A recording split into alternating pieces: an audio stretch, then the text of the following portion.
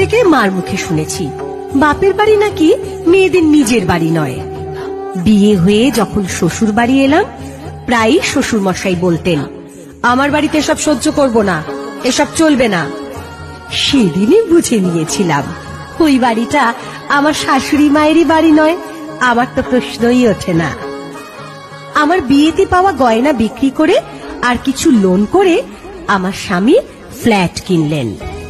আমি মনের মতো করে সাজালাম, ভাবলাম আমার বাড়ি।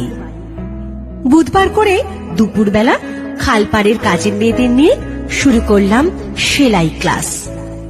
একদিন আমার স্বামী জানতে পেরে স্পষ্ট ভাষায় বলে দিলেন, আমার বাড়িতে বস্তি ঢোকানো চলবে না। সেদিন আবার বুঝলাম এই চার দেওয়াল আর ছাদটাও আমার বাড়ি নয়। তারপর ছেলে এসে বলল, বাবা তো নেই, এ বাড়ি ভাড়া দিয়ে এবার চলো আমার বাড়ি। মনে মনে হাসলাম।